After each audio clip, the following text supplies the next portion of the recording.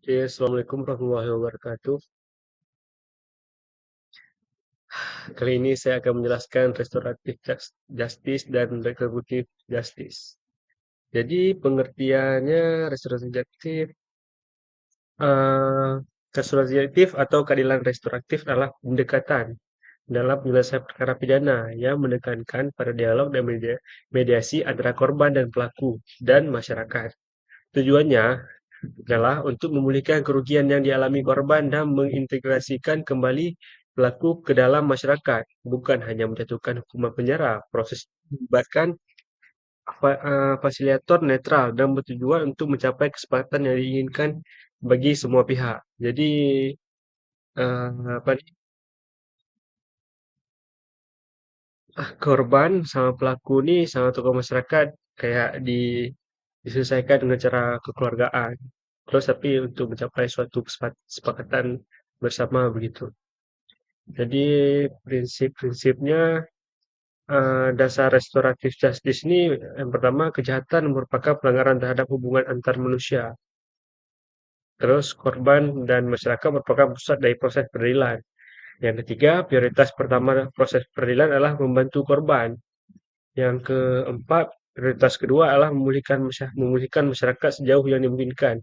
Yang kelima, hukum yang adil tidak berat sebelah, tidak memihak, tidak sewenang-wenang, dan hanya berpihak pada kebenaran. Yang keenam, mempertimbangkan kesetaraan hak, kompensasi, dan keseimbangan dalam setiap aspek kehidupan.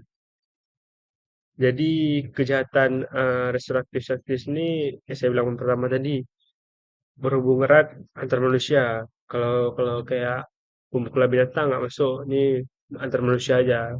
Terus sama tokoh masyarakat biasanya dia apa nih di apa namanya tuh diajak berdamai gitu. Misalnya di kampung-kampung biasa ada. Kalau di kampung-kampung banyak ada yang kayak perkara kayak mungkin eh, apa nih pelaku sama korban satu desa, so biasanya didamaikan sama perangkap desa. Terus pun ada juga yang kayak suami istri kayak memuceri kayak itu biasa ada gak diselesaikan seperti ini. Tapi banyak sih diselesaikan biasa kan antar kampung dulu. Kalau emang nggak bisa diselesaikan baru diserahkan bersama kepolisian. Terus selanjutnya dasar hukum restoratif justice ini diatur dalam Undang-Undang Hukum Pidana KUHP pasal 54 KUHP mengatur bahwa pedoman pemidanaan harus mempertimbangkan pemaafan dari korban dan keluarga korban. Jadi kalau pelaku sama korban ini harus ada setuju dari korban dulu nih, mau dimaafin atau enggak, apa yang lanjut buat ke biasanya dibawa ke pengadilan gitu kan, di proses hukum lah biasa kalau ngomong di kampung-kampung kayak gitu. Jadi kalau emang si korban ataupun keluarga korban setuju untuk maafkan, berarti diselesaikan dengan cara restoratif justice ini.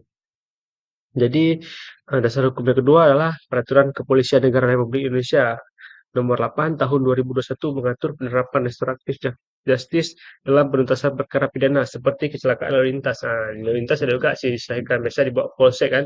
Itu rata-rata diselesaikan secara keluargaan kayak biasa kan kalau di jalan marah-marah, itu diajak ke polsek, itu diselesaikan secara keluargaan ya itu.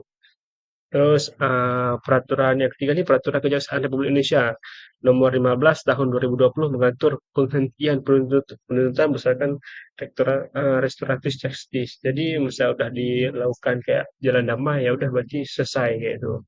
Apa nih berhenti kayak itu penuntutan kayak cabut damai dan biasa sekarang banyak tuh yang kasus-kasus cabut itu penuntutannya kayak jalan damai cabut perkara bisa sih banyak nih kayak artis-artis ya negara sudah lapor sudah cabut lapor lah itu udah berarti udah selesai lah penuntutannya penuntutannya.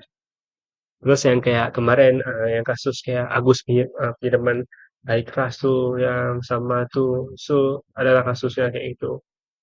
Habis itu dicabut lah laporan lah sama apa nih yang kayak Farhan Abbas lah sama apa nih sama Deddy Sumargo yang saling lempar laporan habis itu dicabut laporannya jadi kayak dilanjutin lagi lah proses penuntutannya. Terus yang keempat peraturan bersama Perma nomor 1 tahun 2004 mengatur pedoman mengadili perkara pidana berdasarkan restoratif justice.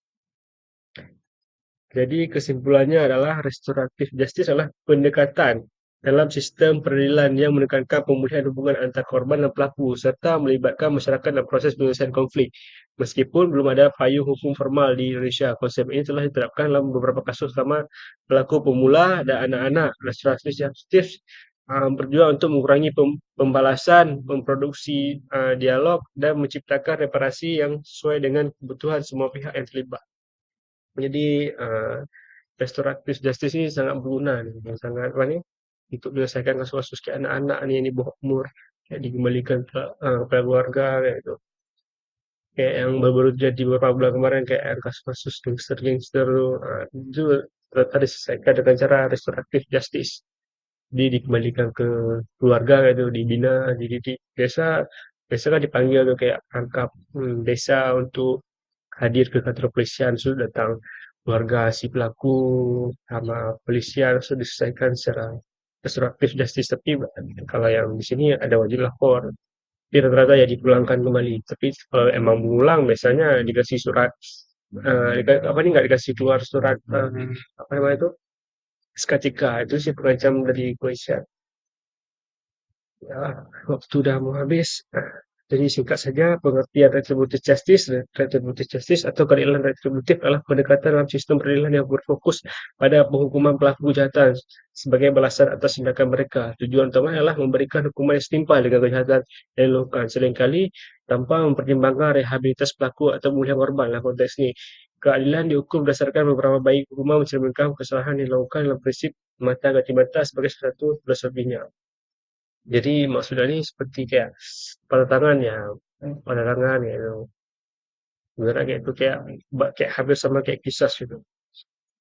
Jadi prinsip retributive justice ini yang pertama pelaku kejahatan yang melakukan tindakan tertentu secara moral pantas menerima hukuman yang setimpal. Yang kedua, hukum yang diberikan secara moral baik jika diberikan oleh pemberi hukum yang sah. Yang kedua itu yang ketiga tadi saya baca. Yang kedua, menghukum orang yang tidak bersalah atau memberikan hukuman yang tidak sesuai dengan pelaku kejahatan adalah tindakan yang tidak dapat dibenarkan. Jadi ini maksudnya kayak suatu nggak setimpal gitu, nggak seimbang gitu. Perbuatan apa dihukum seperti apa. Kayak itu sih menurut saya. Dasar hukum retributive justice, dasar hukum dari keadilan retributif adalah konsep hukum yang menyatakan bahwa pelaku tindak pidana harus dihukum sesuai dengan kejahatannya. Sementara itu, dasar hukum dari keadilan restoratif atau restoratif justice adalah Undang-Undang Republik Indonesia Nomor 11 Tahun 2012 tentang Sistem Peradilan Pidana Anak USPPA, Undang-Undang Nomor 1 Tahun 2023 tentang Kitab Undang-Undang Hukum Pidana KUHP. Dilanjut kesimpulannya, kesimpulan dari retributive justice menekankan pada hukuman yang setimpal dengan kejahatan bertujuan untuk memulihkan keseimbangan moral dan memberikan keadilan bagi korban. Namun jika tidak diterapkan dengan baik dapat menyebabkan kurangnya keadilan dan tidak kepercayaan pada sistem hukum. Meskipun memberi efek jerah, retributive justice sering dianggap kurang efektif dalam memenuhi hak-hak korban dibanding dengan pendekatan restoratif justice yang lebih fokus pada pemulihan dan rekonsiliasi. Sekian dari saya. Assalamualaikum warahmatullahi wabarakatuh.